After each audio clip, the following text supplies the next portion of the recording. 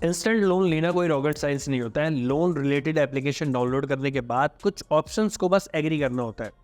उसके बाद आपकी किस्मत है कि लोन अप्रूव्ड होता है या नहीं।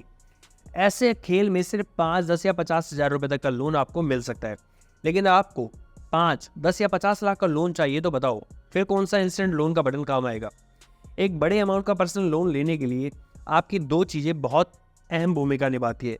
एक तो आपका क्रेडिट स्कोर, दूसरा लोन रिलेटेड डॉक्यूमेंट्स। बड़े लोन अमाउंट को अप्लाई करने से पहले अपने क्रेडिट स्कोर को एक बार जरूर देख लें।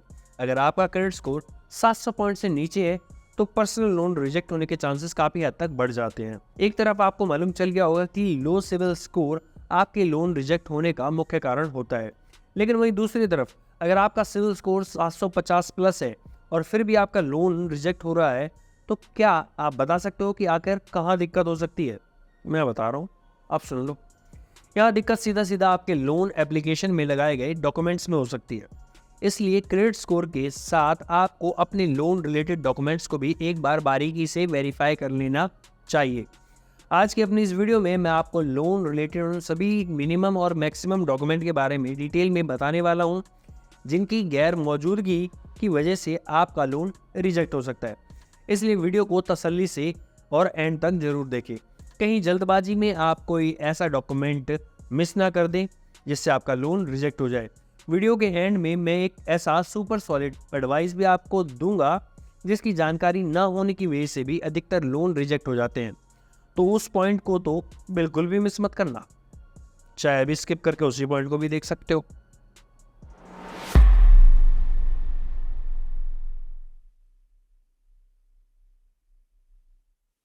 लोन की कैटेगरी से बेरोजगारों को खास तौर पर बाहर रखा गया है। बैंक हमेशा दो कैटेगरी के लोगों को ही लोन प्रोवाइड करता है। पहला अगर आप सैलरी पर्सन हो या दूसरा आपका कोई बिजनेस है। तो पहले हम बात करते हैं कि सैलरी पर्सन कैटेगरी में आपको लोन अप्लाई करने के लिए किन किन जरूरी डॉक्यूमेंट की जरूरत पड़ सकती है। तो सैलरी पर्सन को सबसे पहला डॉक्यूमेंट दिखाना होता है करंट एड्रेस प्रूफ। इसमें आप Aadhaar card, driving licence, voter ID card और या तो यूटिलिटी बिल्स जैसे बिजली, पानी या फ़ोन बिल भी लगा सकते हैं। दूसरा डॉक्यूमेंट होता है आपका ID प्रूफ। इसमें आप Aadhaar card, pan card, passport या वोटर ID कार्ड लगा सकते हैं जिस पे आपकी फ़ोटो हो। तीसरा डॉक्यूमेंट होता है आपका करंट 3 मंथ की सैलरी स्लिप और फॉर्म 16।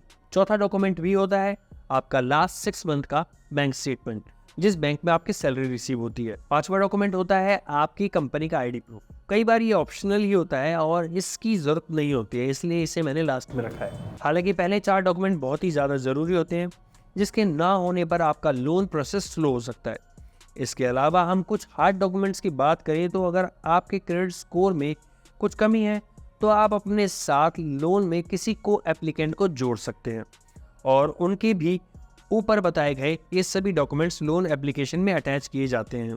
अगर आपका लोन ज़्यादा ज़रूरी है और किसी कमी की वजह से पास नहीं हो पा रहा है तो आप उसमें अपना कुछ कोलेटरल शो करके भी लोन को अप्रूव करवा सकते हो, जिससे आपका पर्सनल लोन एक सिक्योर्ड पर्सनल लोन बन जाता है। अब बात करते हैं हम सेल्फ एम्प्लॉयड या बिजनेस पर्सन की। एक ऐसा व्यक्ति जो खुद का कोई कारोबार करता है लेकिन उसे किसी पर्सनल कारण से लोन की जरूरत पड़ गई है।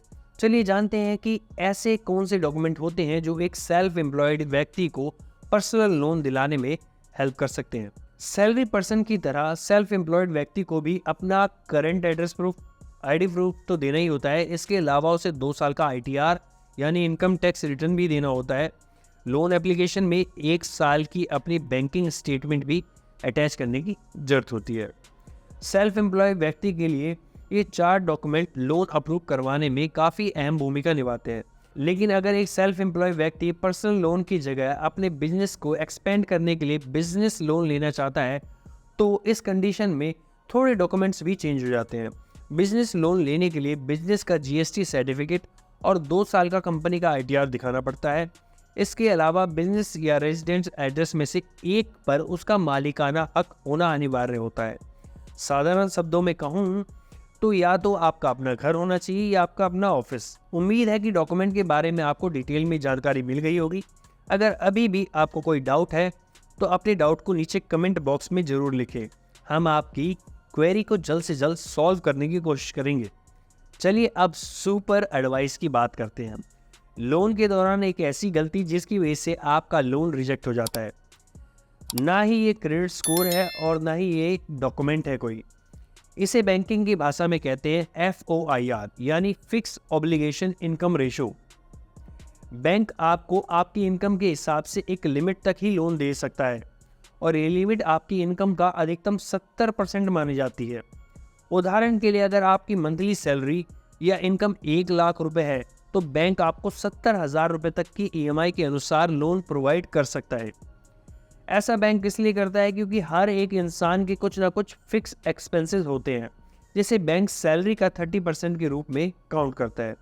अगर आपकी भी 1 लाख सैलरी है और आपकी ऑलरेडी 60-70 हज़ार रुपये की EMI चल रही है जा रही है तो आपको दूसरा बड़ा लोन मिलने में काफ़ी मुश्किल हो सकती है। इसलिए लोन अप्लाई करने से पहले अपनी फिक्स ऑब्लिगेशन इनकम रेशो को ज़रूर कैलकुलेट कर लें। इससे आपको अंदाज़ा लग जाएगा कि आप कितना लोन लेने के लिए एलिजिबल है। अगर आपको बिजनेस के लिए या किसी भी तरह के पर्सनल यूज़ के लिए लोन की रिक्वायरमेंट है तो पर्सनल लोन आपको quick processing and minimum documentation के साथ हम दिलवा सकते हैं।